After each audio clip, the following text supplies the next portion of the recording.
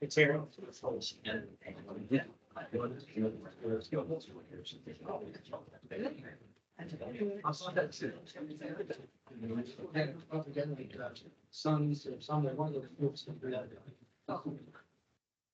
Yeah, because I almost do that here. That top Texas.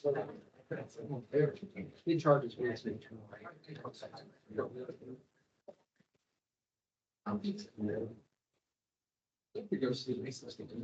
They got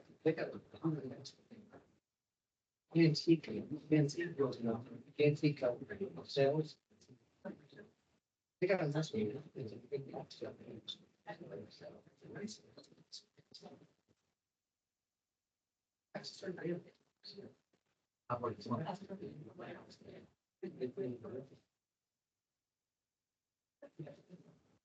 Well, good morning, everyone.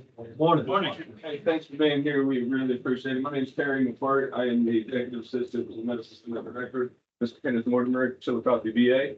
We really appreciate you being here. Everybody in the room is here to talk about how we can help veterans better, and so we can't do that without each other. But to get us started this morning, Joe Williams is going to lead us in the Pledge of Allegiance.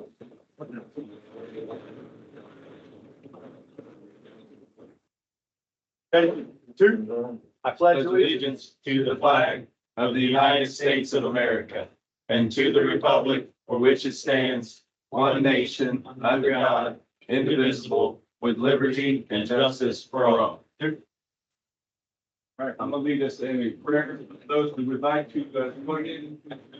Lord, just thank you for this day. Thank you for this people in the room that are coming to us and want to work together to help veterans and to just further our resource opportunities. So, Lord, we just pray for favor. We pray for safety as folks travel back after the meeting. And we just thank you for everything you continue to do. Pray the same thing today. All right. Before we get too far, if I can get confirmation from someone online that you can hear us. Type in the chat. You're good, Terry. Yep, I hear you. I hear you. Beautiful. All right. So without further ado, we have Mr. Kenneth Mortimer to give us our intro. All right. Thank you, everybody. First of all, I want to thank the Belle Valley American Legion for hosting us in this facility and a place. This is our first time taking this show on the road, but I think it's important. I think it's important because, as I was telling some folks, this area sits in a bit of a VA donut hole. About 2 hours, depending on where you are, from Chillicothe, about 2 hours to Clarksburg, about 2 hours to an hour and a half to 2 hours from Columbus, about 2.5 hours, 2.5 hours to Pittsburgh. Some of folks, 2 hours to our friends in Huntington. So it's easy to forget. You know, I think, and I'll speak only for myself as a VA leader. The closer you are to the flagpole, the easier it is to remember. And I think there's been a history of leaving Southeast Ohio out and Eastern Ohio out of the equation. So we're trying to rectify that little by little. This is one event, but I hope it's the first of many. Really reconnecting with our partners in Eastern Ohio and Southeastern Ohio as a part of that larger community. And you see, if you were to see the folks on the team, that larger community of caring for veterans. You all are often on the line listening in rather than in the room where it's happening. Because we cover 17 counties in southern and southeastern Ohio, now we're in the process of making sure that not everybody, even if we're not all in the room, we're all tied together using the miracle of technology. I want to thank Terry and all of our team who have been a big part of this, setting this up. I want to thank the fact that here in the room, we've got representatives from Noble, Washington, Morgan, Guernsey counties, as well as representatives from our congressional stakeholders, our VSOs in the American Legion, the SSVF and the staff and the SSG Fox efforts. And again, and a lot of around sort of the periphery of the room, a lot of VA staff. So my ask here today, and you're going to hear a lot of updates around some of the new things that are going on at the Chillicothe VA, is have those conversations, build those relationships. Our VSOs, you already work together. I've seen the hey Joe, hey Tom, there's already that connection, that working together. We need to continue to forge that, and I see my role in VA as helping foster those relationships. By way of, so I want to welcome you all. By way of facility update, for those of you who don't know our executive team, on the far, my right, your left, we've got Dr. Rob Taylor. He's our Associate Director and Chief Operating Officer. Corey Summer is our Acting Assistant Medical Center Director, a lot to do with plant property and equipment, as well as emergency management. Ms. Katie Hill, she couldn't be here. She sends her regrets. She's our Associate Director for Patient Care Services. That's VA speak for our Chief Nursing Officer. And she's actually, I think, in a meeting of all of our Chief Nursing Officers today. I'm joined here by Dr. Ka Tran, who's our Chief of Staff, so our lead physician. And I encourage you to print this photo off. It's suitable for keeping away solicitors, bugs, rats, small children. I'm Ken Warner. I'm Medical Center Director, Medical Center Chief Executive. Do we have another slide here? Or is it going to? Okay. By way of facility updates. So, I came into this job, it's almost been a year now. I can't even believe it. With a mindset that we need to grow, and we need to grow in 3 areas: services, staff, and veterans. Well, we've done a lot of that. We've expanded our service capability, reopening beds to veterans from across the area, bringing services to areas we haven't done in the past, namely our mobile medical unit that our amazing primary care team is deploying to Wellston, as well as expanding our ability to offer telehealth services to our clinics in particularly of note to you all, Cambridge and Marietta, expanding into telenephrology for kidney-based care, expanding our telemental health offerings. We're working on televascular care for folks who may have perfusion disorders.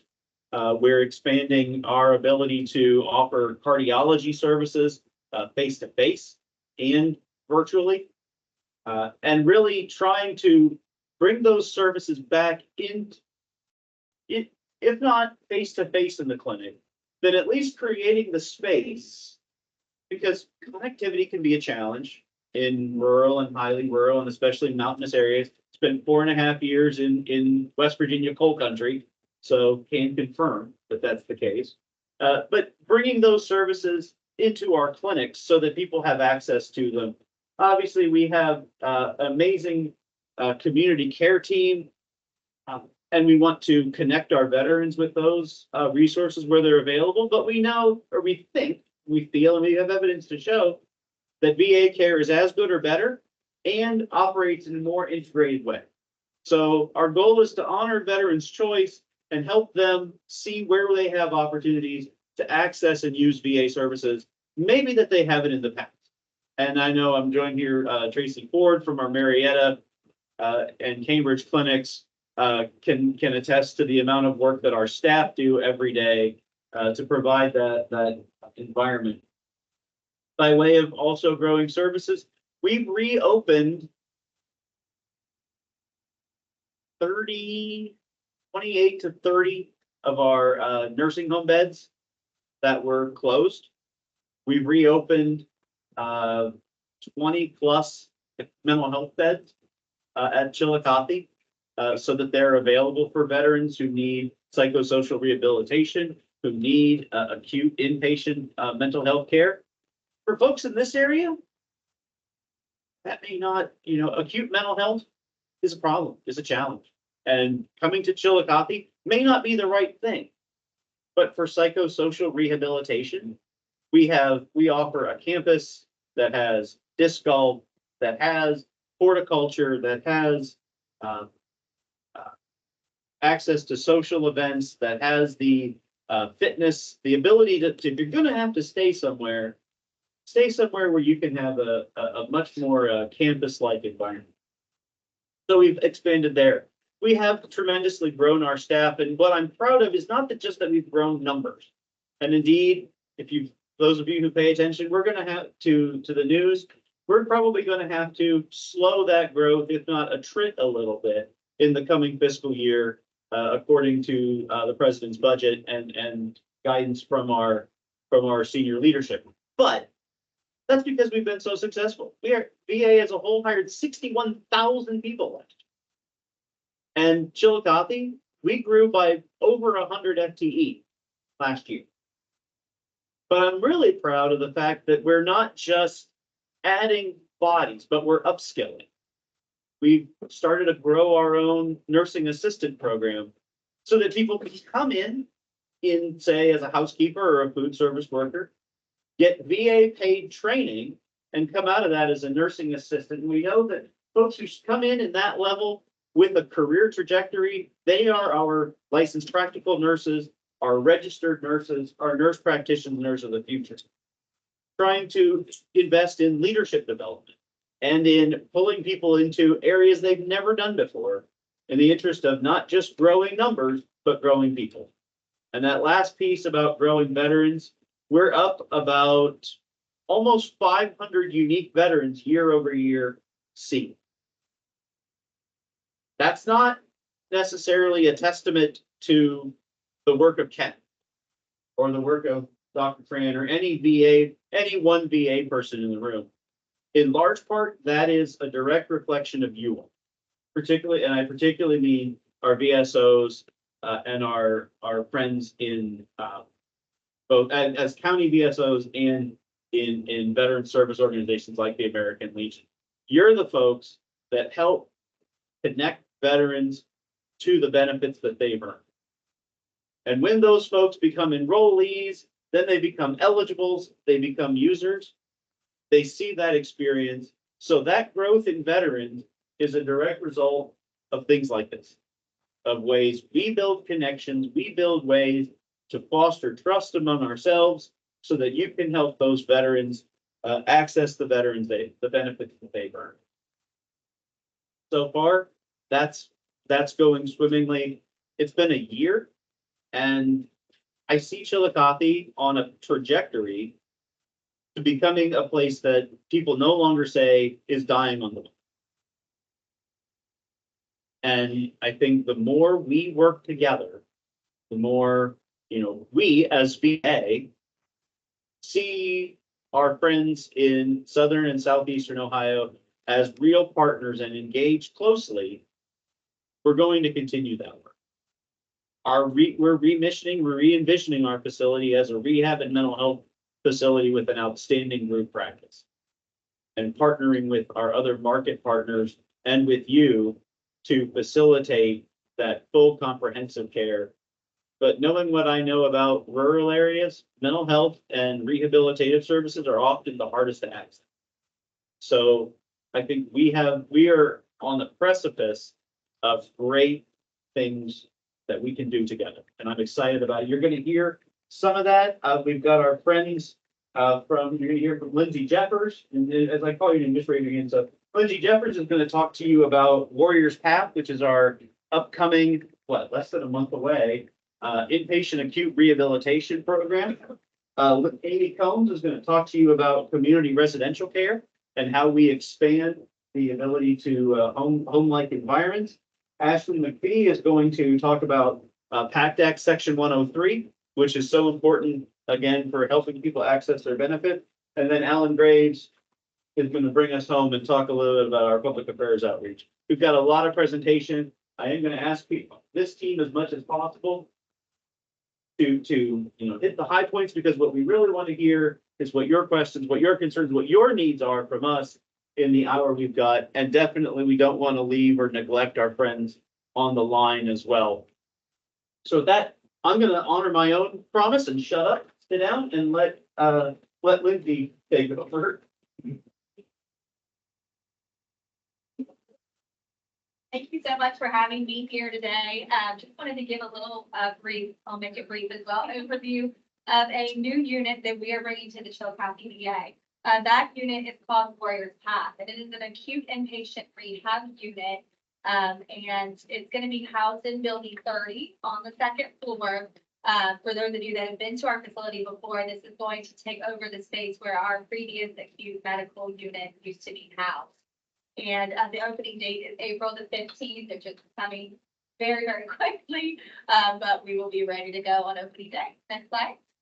So you might be asking, what is acute inpatient rehab? So this level of rehab is a rehab that is really made for patients that are needing a more extensive rehab stay. So in order for a veteran to be eligible for this type of rehab stay, they have to need at least 3 hours of rehab per day by 2 different disciplines.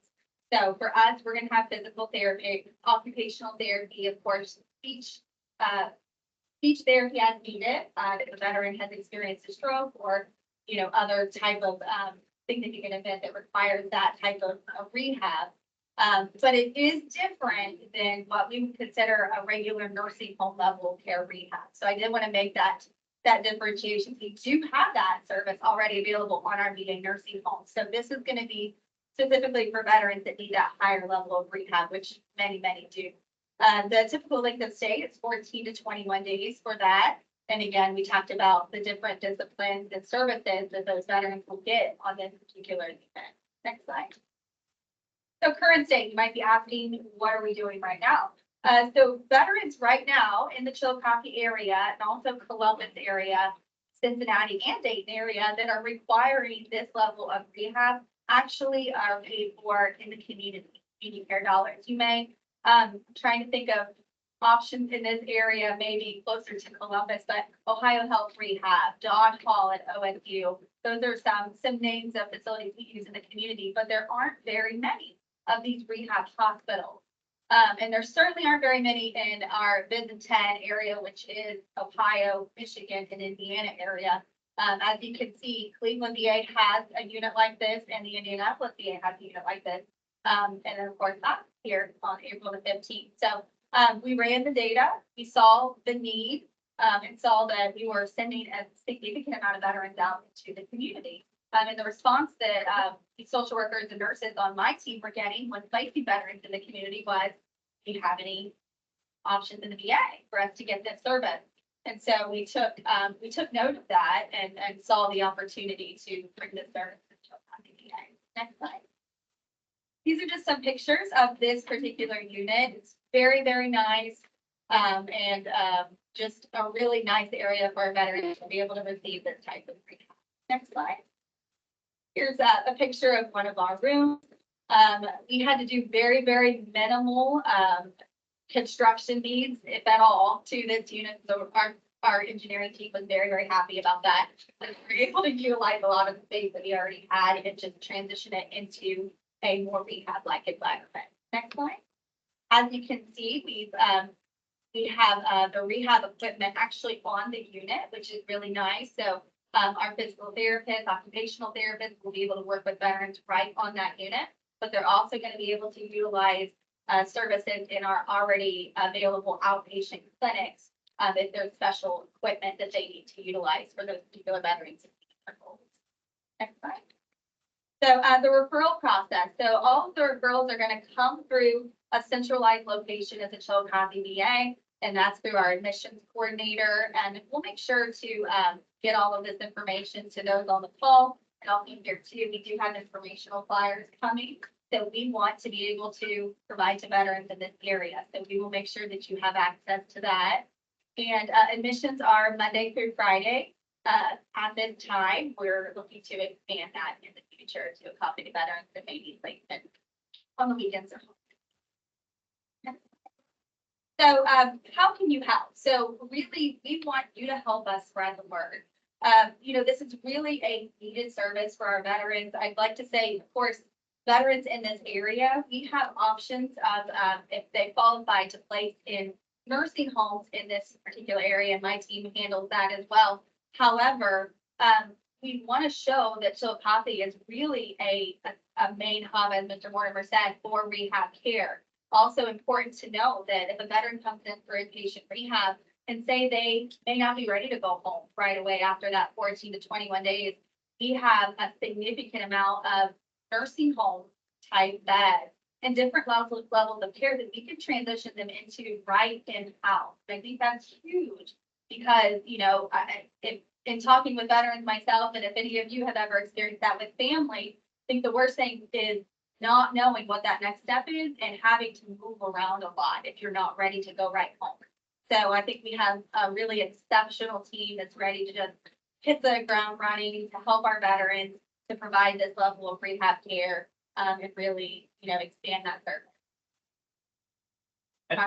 And I just want to add to Lindsay's point, I think, again, folks being educated, because I'm sure there's a fair number of veterans from our catchment area, from this catchment area or anywhere, who go, say, to Columbus, and the expectation is, gosh, where do I get my rehab next? Well, you know, this now becomes an option for them to seek out, rather than saying, well, we're going to go ahead and send you to whatever Ohio Health Rehab. You know, this is folks from southern and southeastern Ohio taking care of veterans from southern and southeastern Ohio. So it's an option for them to be able to ask about and to be able to make that choice around their care versus I don't have a lot of options. So we're adding one more option for our veterans. Is there any questions for Lindsay? Yes, sir. Thank you, Lindsay. I guess what's your capacity in terms of beds? Great question. So we are starting out with 5 beds. We've been approved for 10, but starting out with 5 beds initially. We foresee absolutely being able to keep that full. But we're starting slow and working our way up. So to get them right. would it be as, like you said, whatever the time frame, maybe 17, 20 days. So once somebody receives that care and they transition out, that creates an opening for a bed, or is it just through cycles? How that? So if a veteran has met their therapy goals, or say they're taking a little bit longer to meet their therapy goals, and they may need that lower level of rehab that's a little more expanded, we call it less than 90 days, short stay rehab, then we would transition them to a whole different neighborhood, which would be in our community living center, and that would free up that bed for another. We don't want to keep any veteran because of the frankly constraint that we have and the demand we think exists. We don't want to keep any veteran on this unit longer than they need to meet their goals of care. But we also don't want to shuffle people out before they're ready. And we have a little bit of wiggle room with that too, which is nice within the VA. Of course, if any of you or families have experienced that in the community, insurance companies, they a lot of times don't care. They don't care if you're not progressing enough. Well, they care if you're not progressing enough because they're gonna cut you off and send you somewhere else, or maybe even send you home when you're not ready to go home safely. So it's really important for us and this unit for us to be able to take a look at the better whole, involve their caregivers and family, and really make sure that we're sending them to that next level of care safely. So another question. Yeah. I know the time frame, so I'll try to be quick. Well, I understand that the Warriors path. You're also a social worker up there. I am. I understood. And Yeah. are you still handling that role in terms of, let's say, we're it's a satellite area.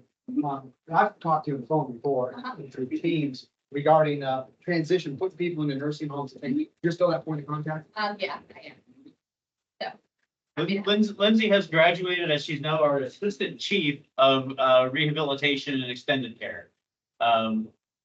Because she's awesome. And with awesomeness comes greater responsibility.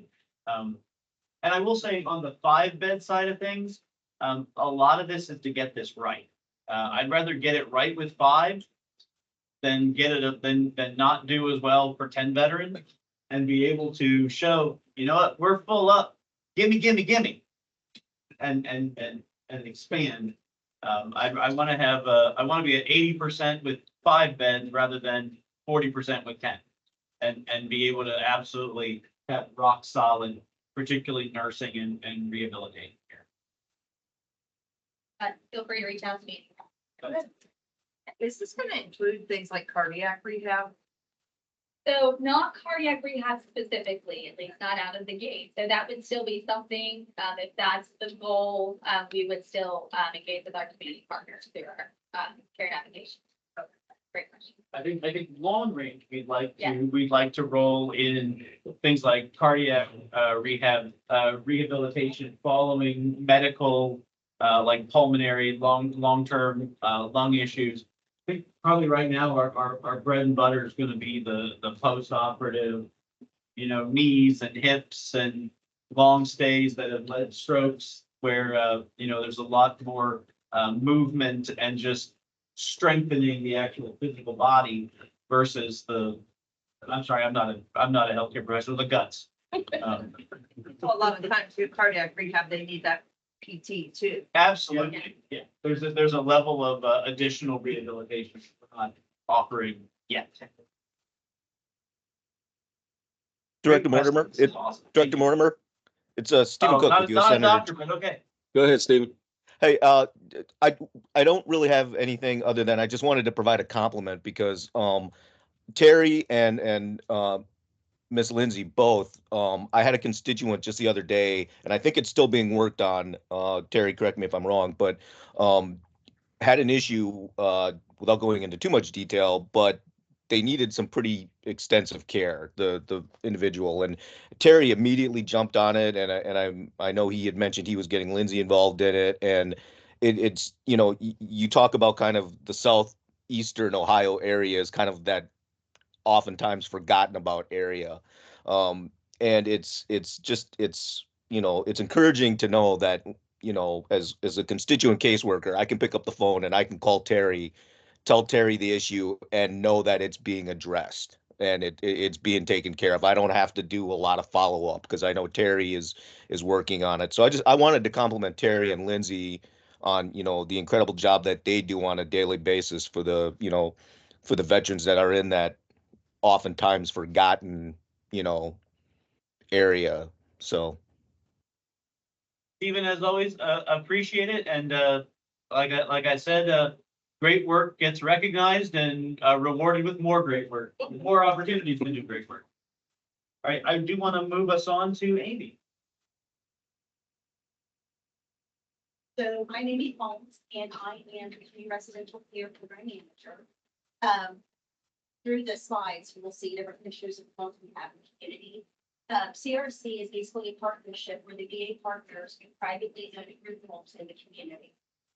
Our team is comprised of myself, an independently licensed social worker, a geriatric psychiatrist, an RN, a rep therapist, and also a peer support specialist. So we go out into these homes, monitor the homes, and make sure that the veterans' needs are being assessed on a regular basis and any adjustments needed are done at that time.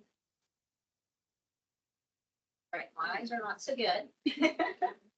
So with the goal of CRC is we want to offer an option outside of just assisted living or nursing home care when a veteran gets to the point that they're starting to struggle a little bit living independently. So if they're needing some general assistance with ADLs, other activities within their daily needs, then we can look at providing those needs within the homes.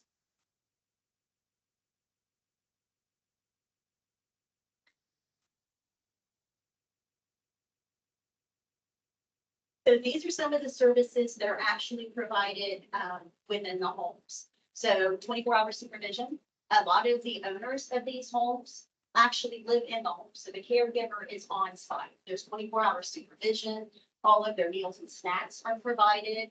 If they need any assistance with daily care needs, such as like assistance dressing, assistance showering, maybe when they were living on their own and weren't getting their medications as they needed, maybe they were not getting to all of their appointments when they were scheduled. So these are all services that are provided by the caregivers within these homes.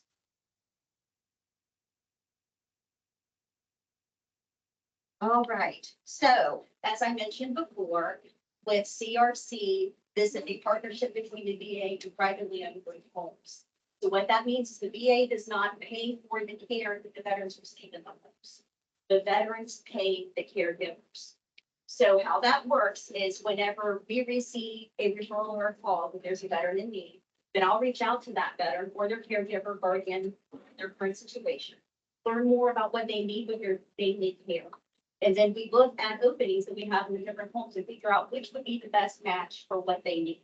We have homes that, provide lower levels of care, and then we also have homes that deal with philosophies and other types of levels of care. So we look at the veterans' needs and then we match them up with the most appropriate home that we have available. And with that, so we have homes with private rooms, we have homes with shared rooms. We do this because there's a need for both. A private room is going to be a little bit more expensive than a shared room.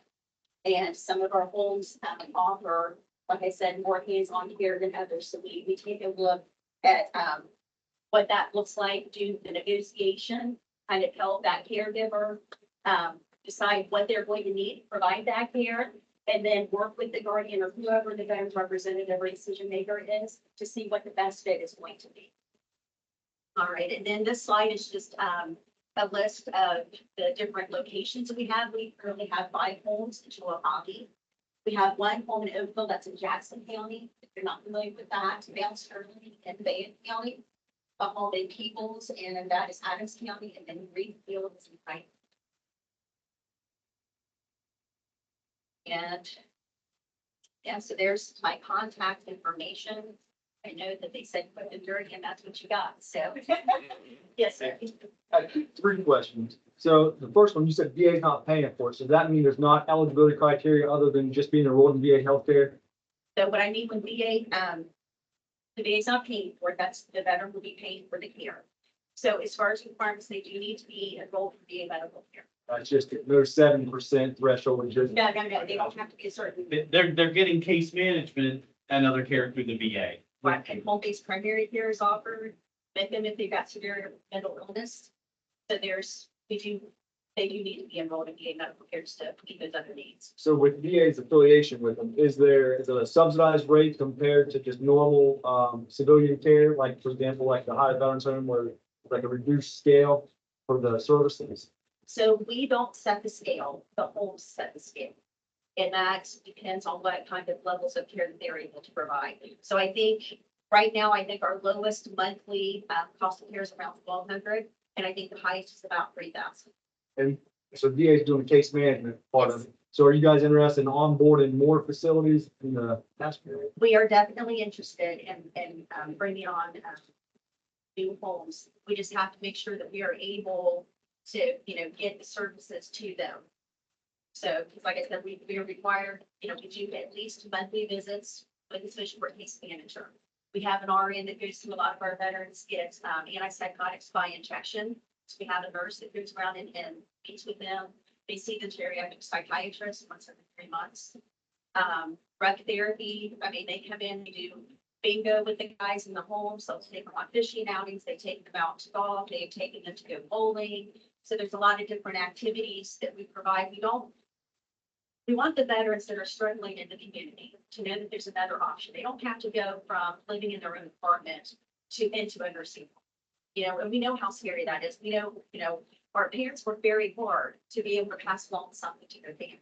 The last thing they want to do is have to go into a nursing home expectantly, and then everything, their nest egg, then goes to the state. This is a different option. You know what I mean? It keeps them in the community. It's not institutionalized. It's a very homey atmosphere. And there's a lot of these, and it's all veterans. So they're all with comrades. Everybody has been through similar experiences. Everybody is basically in the same age range. Sometimes we do get some younger folks that have some more severe mental health issues. And then either mental health or medically fragile. And I'm gonna just drive home that point. You think about $3,000 a month. That's pocket change compared to, an assisted living facility. And it is, again, it's not just assisted living. In my observation with these, a lot of it's a second family. And so, it's not just a veteran who needs a nursing home needs a nursing home.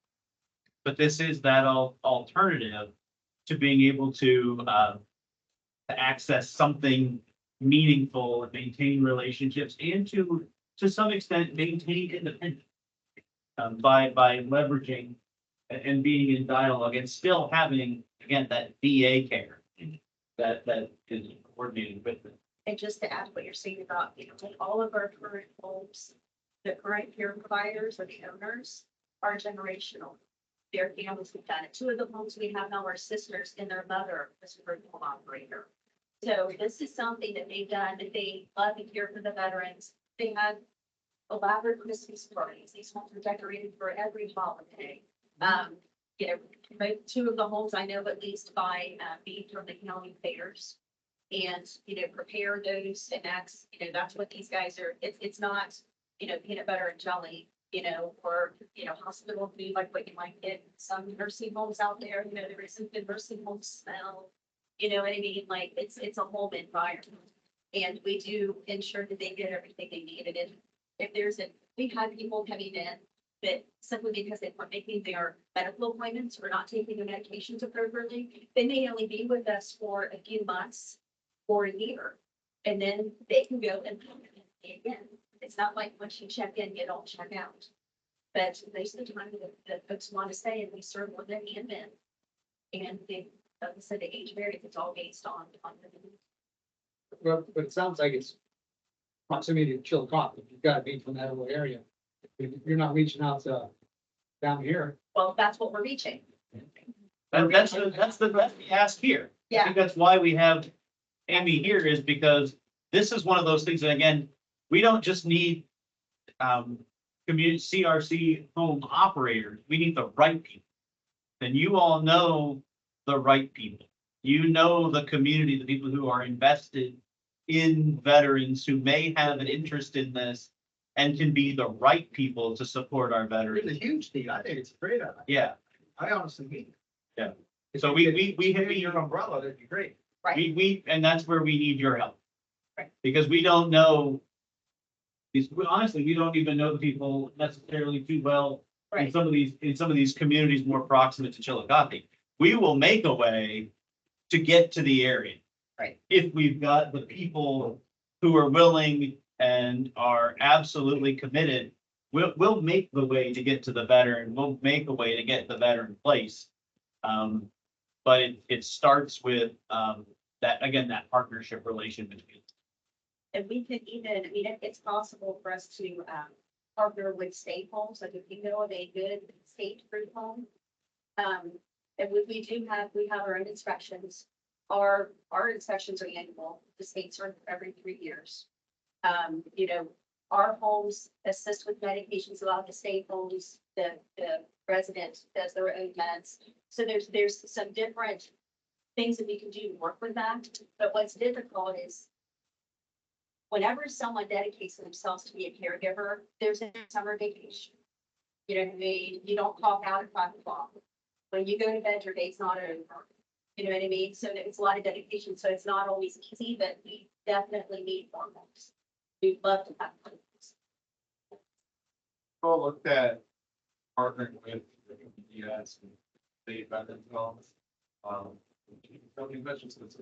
I think it's right with the state veterans homes that there's two really large ones, which are great, but the need is so much more than that. And potentially having smaller homes throughout the state. I wonder if partnering with them potentially reduce that cost a little bit. If they would be interested in some sort of partnership. I would be honest with you, I've not explored that option. We don't have any of those larger homes in our catchment area. But as far as with cutting costs, we are exploring right now, we use HUD vouchers to help to compensate for the housing portion of the veterans cost of care. And I say cost of care is kind of like the rent, but HUD will not pay for the care. So HUD will not pay for, whether or not you're getting assistance with the shower or whether or not, but basically the shopping for that kind of thing. So we're trying to work out these details. I know that Columbus's program, I think, has had one test case. I hate to say that, but one person, because anytime you have the state and federal government working together, there's differences in paperwork. And it's finding that right paperwork trail to work through to your goal. So that is on the horizon. We just have not been able to do that yet until residential hotbed region. In our, yeah, in southern and southeastern Ohio. Yes, Great question. yes. Have you looked at the group home and favorites to see if they would be partners? I have not, and that's because I am not familiar enough with the area. That's why we're reaching out today, is to find out what options there are in this community. See who would be interested. Okay. If you know somebody, Amy's contact information is here. You know, I think we're not turning anybody interested away. No, Whether or not they're the best fit, or they may not be open to the level of effort that Amy's mentioning, but you know, nobody is below a conversation. we have homes from 3 beds to 15.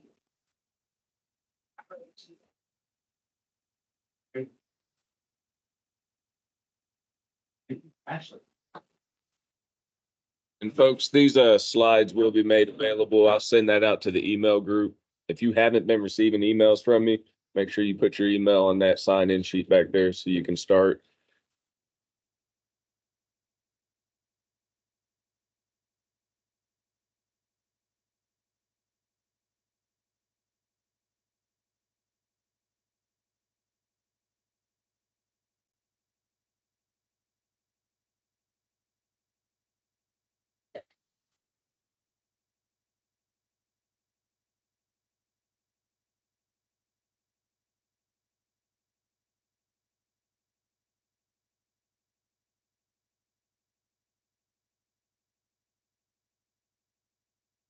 Then upon return home, it was determined that he had, late stage lung cancer and an autoimmune disease, and they attributed this to the burn pits. So the PACT Act was signed, like I said, was signed into law in 2022. However, there's been multiple changes since then. So originally, it was going to be longer, lengthier process, and here recently now, starting on March 5th, they've actually opened up that eligibility to those that would have kind of waited so much longer. So maybe 2024, but then you say 2034 instead for eligibility. So it's just a substantial amount of time in years. So, Dr. Sharif, he said all veterans who were exposed to toxins and other hazards while serving in the military at home or abroad are now eligible for enroll directly in VA health. Additionally, veterans who never deployed but were exposed to toxins or hazards while training or on active duty in the United States are eligible. So what does this mean for our veterans? So this opens up eligibility to those that were otherwise ineligible, maybe because they paid too much money. I'm gonna have you step this way. They're having a little trouble hearing you online. Yeah. Yes. how about you go right there? Yep. You'll be fine there. You can come over here too.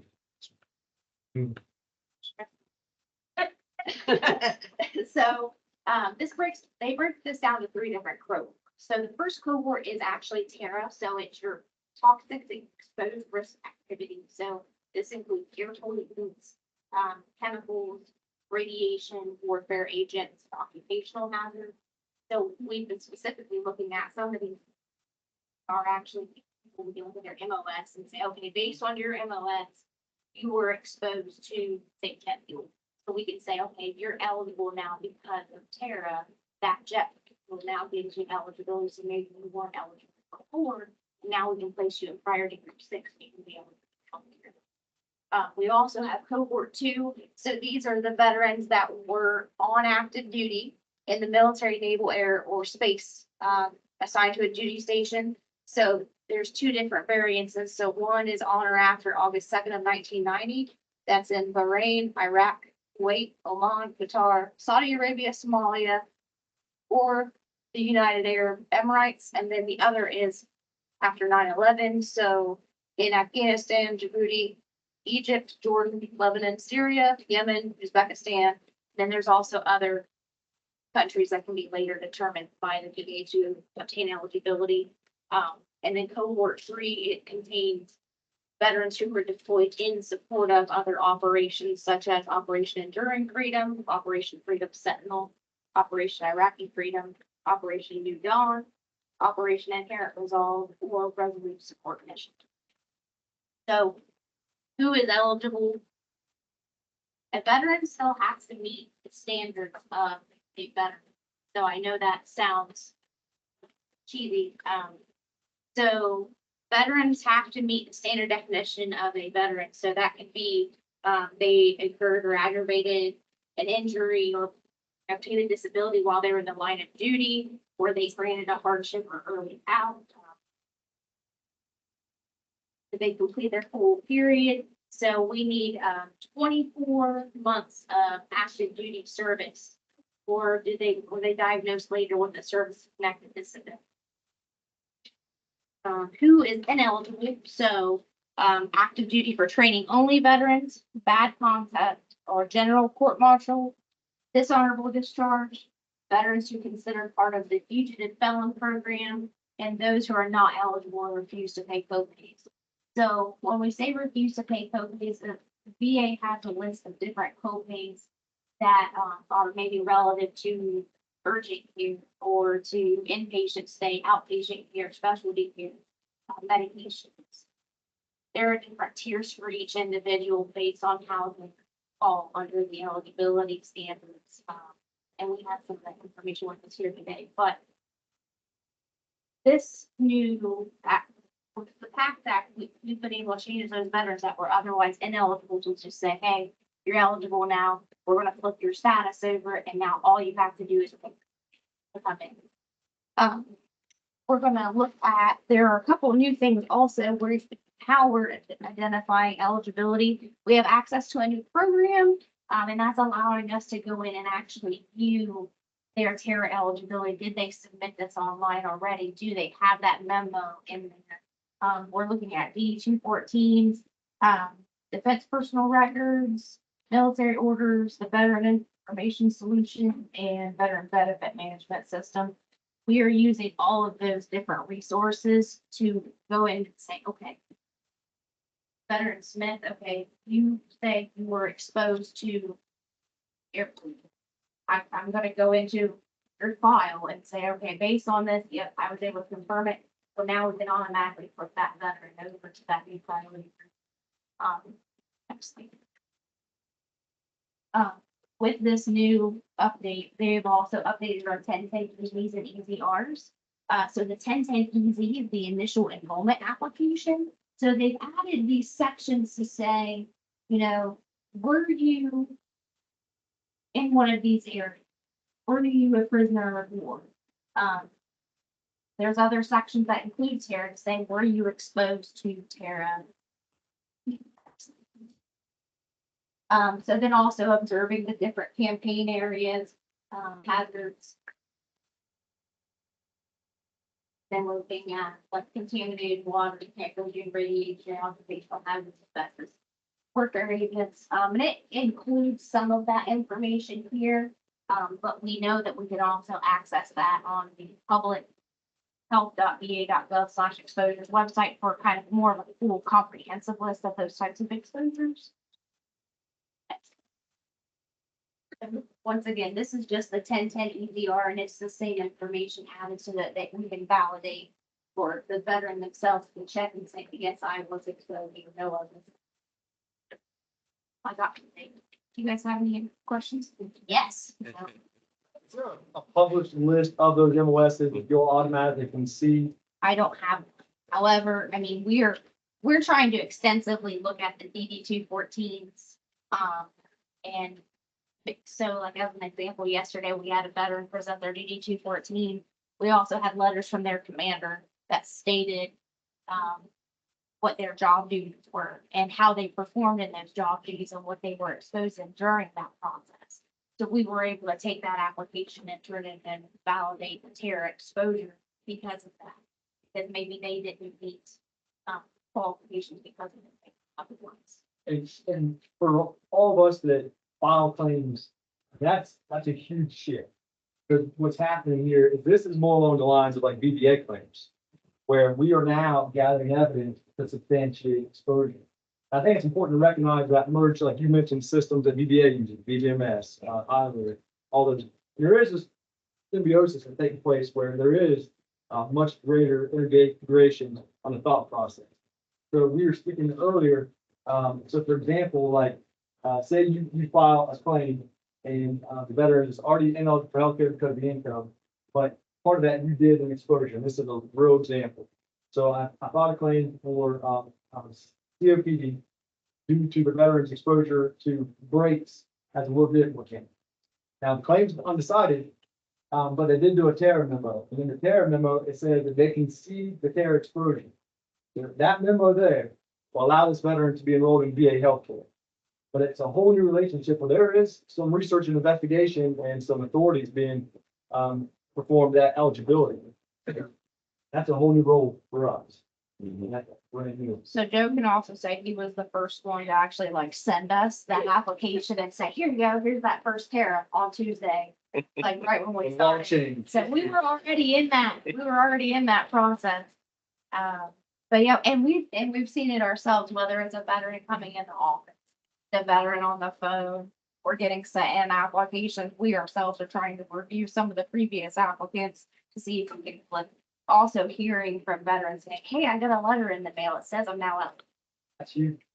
Also, that we were directed yesterday that starting today, Vietnam era veterans are going to start receiving a letter in the mail. They're stating that to show those veterans should now be eligible for care based on it. So with the exposure conceded, they were in one of the theaters of operation for, so terrorists conceded. Are you saying their income does not matter? So yeah, income is only, at that point, income only matters for copay purposes. So if they were not eligible before because they made too much money, it's not really going to change anything for them on that standpoint. They're just going to have to pay that copay now. So those veterans switch from priority group 7 or 8 into priority group 6. So then the only thing that they have is those copays. Okay. But still opens a lot of doors. And it does, and it opens a lot of doors. It opens a lot of veterans that otherwise couldn't receive care, couldn't afford their medications or their care in the community are now able to come in and say, okay. I can come in now. Yes, sir. So veterans should not receive any provider.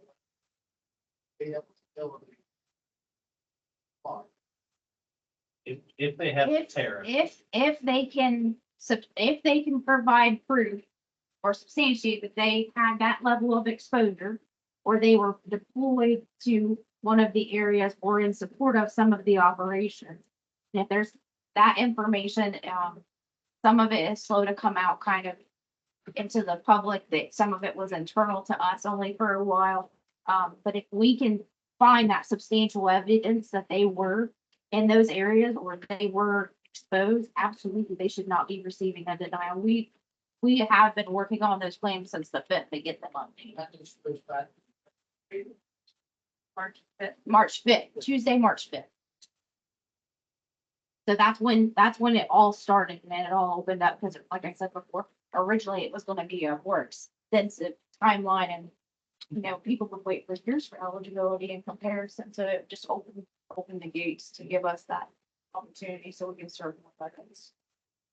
So Ashley, can I ask a question? So it sounds like sort of the message for this group is, if the veteran has previously, applied for enrollment in VA healthcare, and they're either in an 8G status or, they're otherwise not eligible, the new form, the revised 1010 EZR may be you all are trying to frankly dig Yeah. to go into those folks and proactively find them eligible, which I love. That's Chillicothe, okay?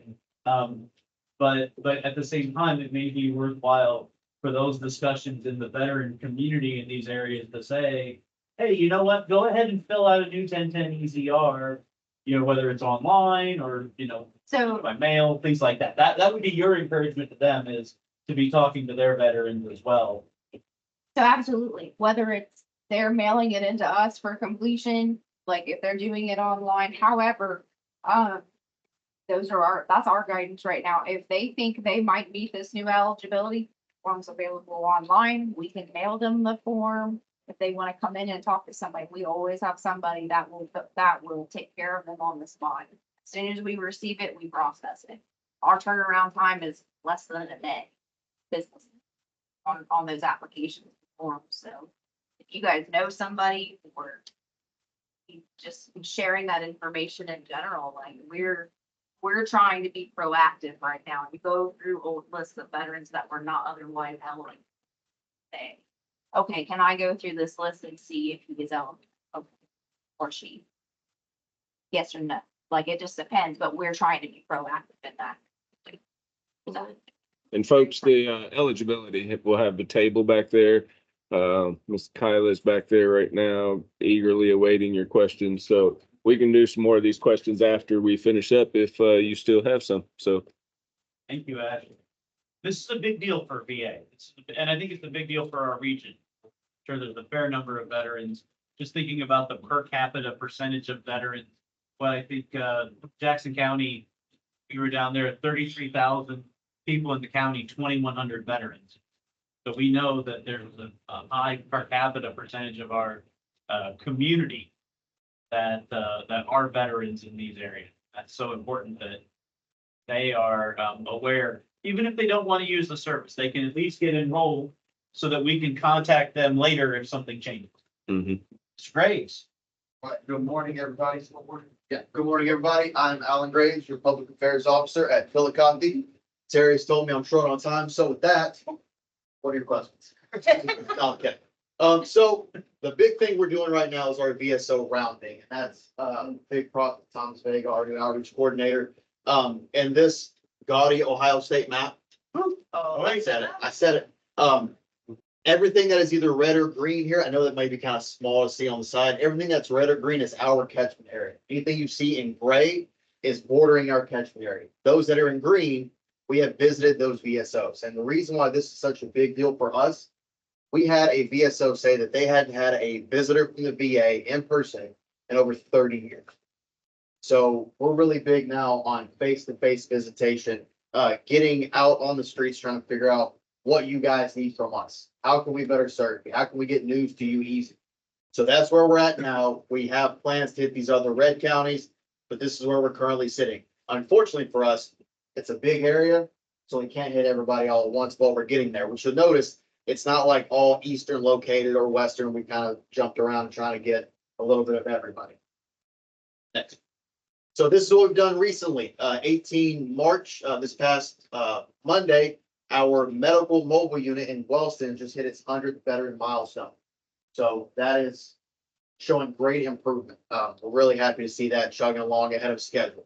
8th and 9th March, we were in Guernsey County for their Home and Garden Business Expo. And 17 February, we did our first stop on our home improvement tour we're doing, where we post up outside of the Lowe's, Home Depot, Menards, that sort of thing. Just catching people as they're coming in on the weekends. Community event, not necessarily a veteran event. Just let people know we're still here. We'll feed you. Here's the information that we have. Upcoming events. Tomorrow, our Women Veterans Focus Group with Bonnie Owen. We're doing those quarterly now. We've already discussed Warriors Path grand opening on the 15th of April. 22nd of April, we're going back to Wellston just for our first community celebration. So we're jumping in these little pockets in our community and just hosting an event. We're here. This is what we're providing. We're going to give you food. It's kind of like a cocktail hour minus the cocktails. That's probably in the parking lot for later. May 4th is a big event coming up, Springfest 24. Technically, this is our second year of doing this, but we changed the name. So we're back to inaugural concert, car show under mental health suicide prevention. And those flyers are on the back tables, but that was a huge success last year, despite the rain. So we're going to continue to make that an annual thing. And the big one, I know you've seen the billboards, the card, polo shirts, the Centennial / Veterans Appreciation. I'm not going to get into. Terry wants to speak on that, so I won't steal his thunder there. So we've already talked about our our VSO rounding as one of our ongoing initiatives. The other initiatives, we're kicking off what's called Veterans Voices. That's a video series highlighting the VA through the story of our actual veterans. So what does that look like? Instead of just saying from us, we think you should do home telehealth. We think you should do nutrition plans, things like that. We're talking to the actual veteran and telling their story and how they have benefited through these services. We could sit up here all day, but you're not gonna listen to us, right? We're guys in suits, well, not today in suits. We're guys in bow ties. We have to say certain things, right? So when you hear it from those next to you, your neighbors, it hits home a little bit more. So we're hoping to expand our outreach through that initiative. Tom wants to kick off Garden Reserve Tour, so we're gonna start going to these drill weekends. He had an insightful quote a couple of weeks ago where he said, your first day priority when you join should be your last day in service. So we're trying to get to these vets before they get out, because we all know the VA has kind of a negative connotation to it. We want to get in front of that. We want to show what we can do for veterans before they get out, so they're not lost and jumping out of that 5-year window. And lastly, well, same thing with Yellow Ribbon program. We're getting into those Yellow Ribbon partnerships. We haven't done that recently. That's not just us, that's up in Columbus, Ohio in general. We want an outreach call this morning, and it's not being done in Ohio. So we want to get where the veterans are at. And lastly, our recall clinic. We kicked off our outreach recall clinic, which is just calling veterans that are either about to fall off the books, or they haven't been seen in 3 years, or haven't been seen any kind of time that's falling out of our system. We want to engage those veterans and bring it back in the fold, bring it back in. How can we help them out? Next slide. And I'm not going to talk about that. So, or that, or those.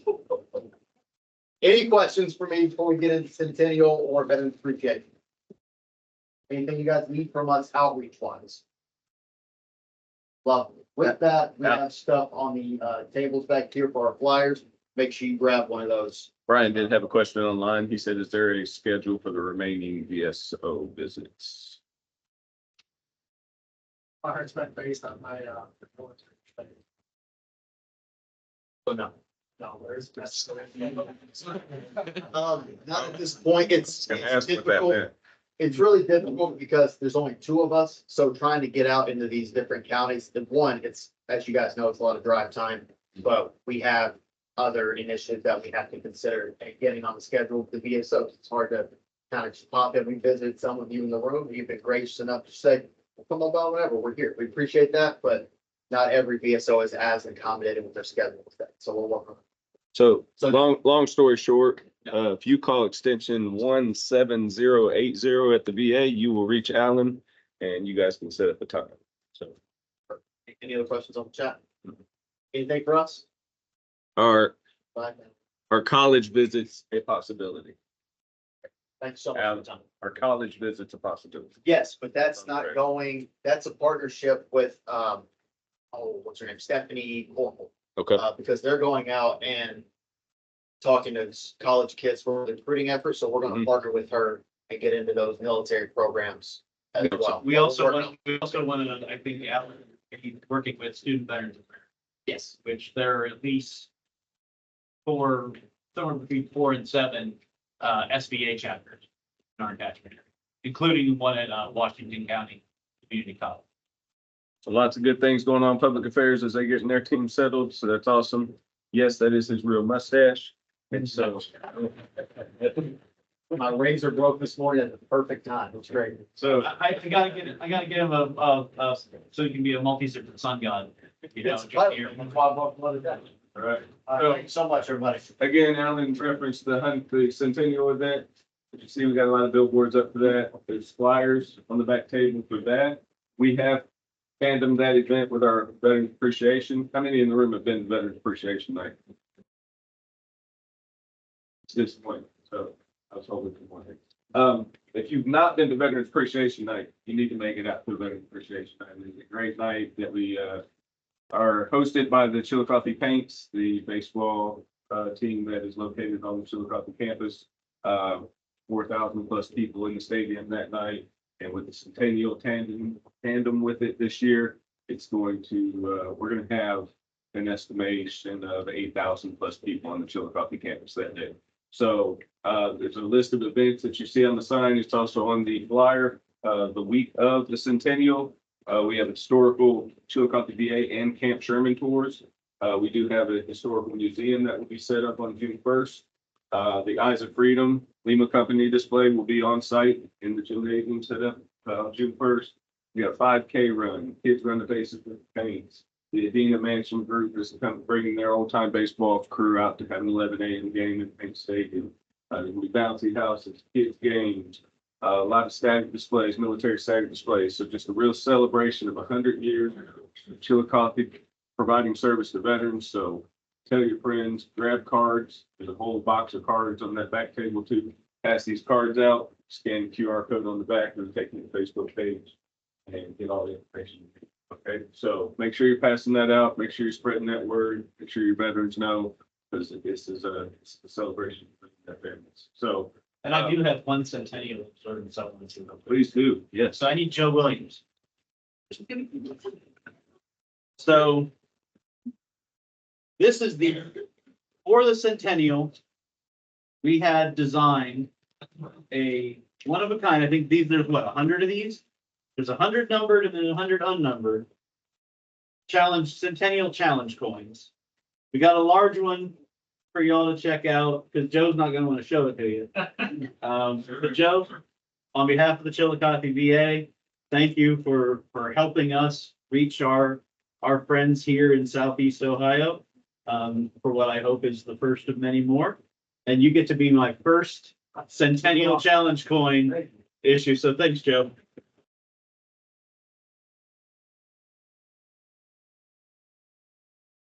Won't leave empty-handed. Because I do have the Centennial poker chips. They're a replica of the coin. But if you want one of those hard coins, June 1st, Chillicothe, Ohio. Yeah. The director will be distributing those on June 1st. So please, again, make sure you're taking the flyers. Make sure that you're visiting our friends in the back. We have suicide prevention. We have our whole health team with Helen Neal. We got Miss Jamie with voluntary service. And we got our eligibility folks, which I'm sure you have a lot of questions for with all the recent changes. So take advantage of those folks in the room. And again, I'll share the slide deck. I'll share the recording of this meeting to our email group. If you don't know if you've been receiving emails from me, you haven't been, because I send them often. So in that case, make sure I have your email on that sign-in sheet, and that way we can communicate. All right. Are there questions you guys have for us that aren't related to any of the many other people? So, Yeah, so as you mentioned, part of this initiative was fostering relationships, correct, with VSOs and community partners. Yep. As we talked about, there kind of is a little social relationship with VBA and VHA. You were speaking to the Warriors pathway, and you one of the components there is, I'm guessing, if you're in there and you have copays, that'd be $50 copay a day. Okay. So as we're talking about veterans' access to care, their service connection affects the quality of care and the level of care they can receive. So if you want to have a 30% service connection, you got to pay for your ambulance bill. You might pay for your ER bill because it's a legit emergency, but that ambulance bill is considered transportation. The reason why I'm bringing this up, and this may be a question for Dr. Tran and Dr. Jackson, but if there was a way to foster a relationship between CVSOs the primary care physicians, whereas destigmatized if a service officer asks for a well-reasoned nexus medical opinion. And so I know there's a lot of hesitancy there, and some of the thought process is, well, the primary care provider doesn't have access to veterans' military records. Sometimes that's not always the case. Maybe it's a situation where the veteran has chronic kidney disease, and the veteran's problems list be diagnosed with diabetes and hypertension. So we know those are two leading causes of chronic kidney disease. Now, if a veteran gets a medical opinion from his primary care doctor up front that says, you know what, after reviewing this file, I can see that you've diagnosed these two medical conditions. My medical opinion is just as likely as not that this is the cause of his kidney condition. That veteran's likely going to get that claim granted. And that may be the difference between an ambulance bill. It may be the difference between not having co-pays if he goes to the Warriors pathway. It may be the difference when he's older that he gets VA healthcare because he's 70% service connected. So if a service officer is asking for a medical opinion from a primary care physician, most likely it's because it's a legitimate, well-reasoned request. It's not something where it's, real far-fetched, but I know some of the primary care physicians feel like there would be some retaliation, if they made that medical opinion. So as a part of this fostering that relationship, if there's a conversation that said, if it's your own medical opinion that that's likely the, contributing cause, feel free to give those medical. It seems like we might need to talk to providers to provide extra education to really give them feedback. They and that within their level of comfort, but really goes to the extent where it's not your own boundary. And I think we have to balance, Joe, and there has to also be a certain amount of, I would say, discussion with the veteran too, because I know one reason providers, especially mental health providers, can be hesitant to do that is secondary gain. Because if I don't give an opinion, or if I don't give an opinion, and that's what I would need, and that's costing me money, causing me to have to pay something, that can create some difficulties in the patient relationship. So some folks are hesitant to do things that would yield those kind of, I don't like this doctor anymore because they won't give me an opinion that then resulted in me having a copay. So we have to balance those relationship things out too. I think that this is my 7th VA station. And I've heard that a fair number of times, is that I want to avoid getting into those situations. And so we have to, I think, rightly figure out with the provider, what's the right way to do it, when it's the right thing, and avoiding secondary gain. And just understand, just because your provider is not giving that, it doesn't mean they want you to pay more money or they don't like you. Does that make sense? 100%. I understand all those things to consider. And if a doctor says, it's just not my medical opinion, that's fine too. Because that's the opinion. Sometimes no opinion, sometimes expressing no opinion is the only way that the providers can get around it too. But for our veterans who only have a You're right, provider, you're right. because they're at a disadvantage. And to that You're end, right. there are medical providers who are claim sharks out there. I never met you, but pay me $800. Yeah, sure. I'll write you. Right, absolutely. We want to foster great relationship between the patient and the provider. But in both things. Great question. Haven't gotten them before. Yes, sir. And remind me where you're from. So I'm from Jersey County. All right. Up there. Oh, fantastic. It's there, because currently, recently lost our doctor out there, Dr. Claire. Yep. There's no more, we allow him to leave, Chillicothe region of Denver County. Also, we don't So we allowed him to leave because I can't shackle him to the clinic. I love Dr. Flaherty, and Dr. Flaherty is a tremendous doctor and a huge loss for us. Dr. Flaherty is still with VA. He's working for, I believe, VISN 9. He was offered a virtual role. And in spite of our efforts to entice him with the levers that we had available, he ultimately made that choice. I know Adam worked with him. I know Dr. Tran worked with him. We have approved to backfill that position. That's just a no-brainer as far as I'm concerned.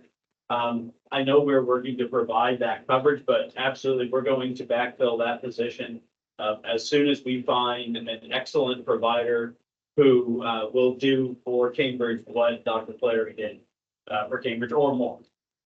So I hated to see him go. Less than you did, because you all love him even more than I could have, because you worked with them. You had patience with them.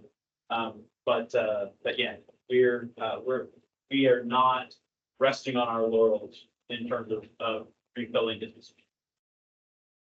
Okay, may I offer something? Please do. Thanks, Joe. Speaking of doctors, I gotta say this, Dr. O'Delley down in our area is awesome. Okay. We hear, you may know it too, but we get so much positive feedback from him.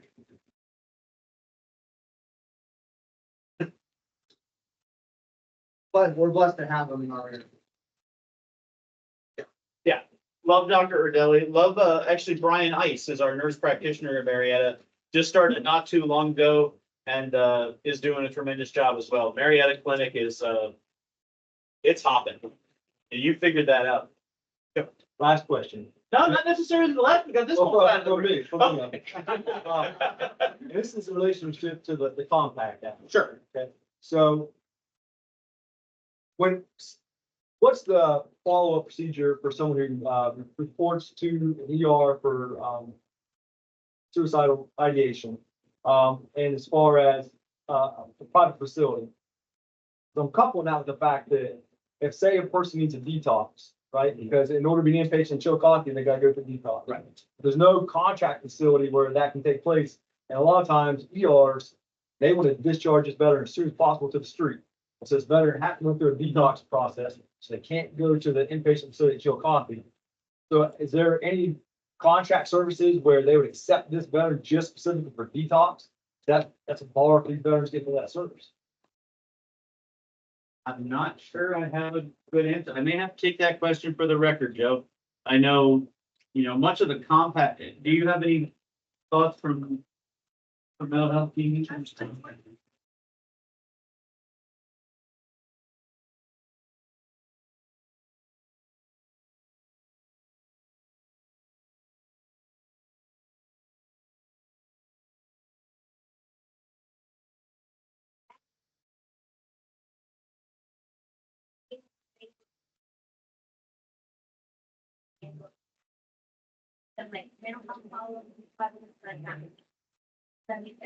So if they were suicidal, regardless of whether they need a detox or not, you're the minimum inpatient.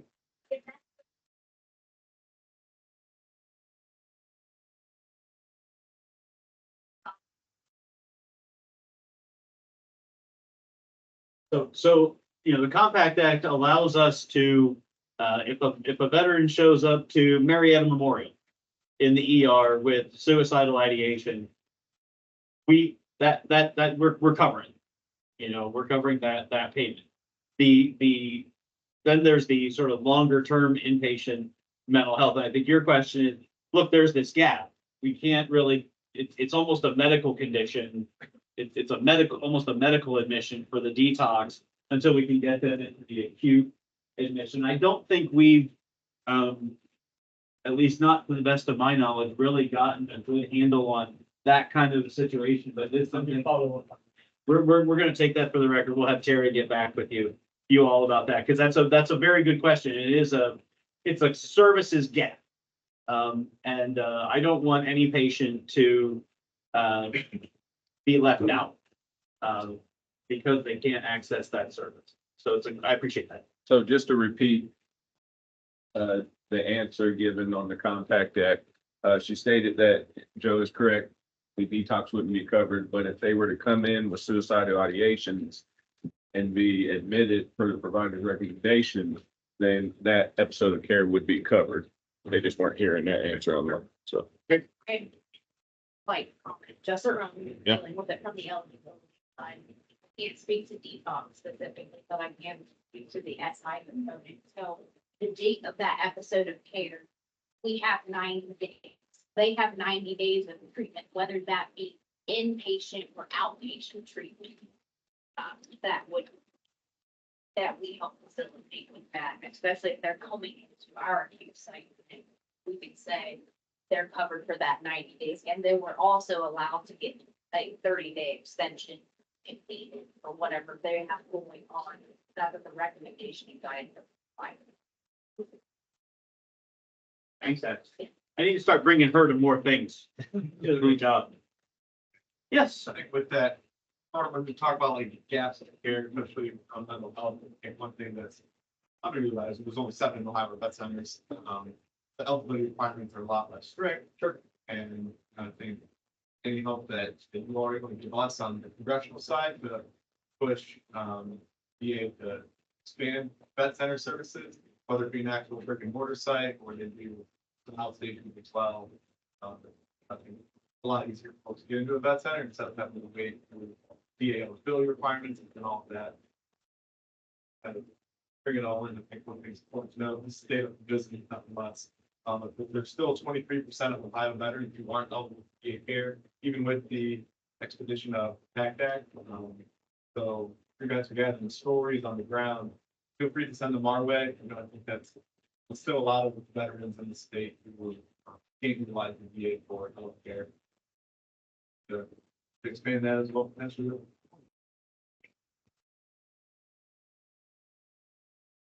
Other questions, other comments, other concerns? I don't see any rotten fruit, so I can assume we didn't do too bad a job. This is what I heard was the first of many. So thank you very much for your time. And All right. I think feel free to mingle. Is that okay? Of course. Fantastic. And there's box lunches, you can see, and then we'll get the drinks now.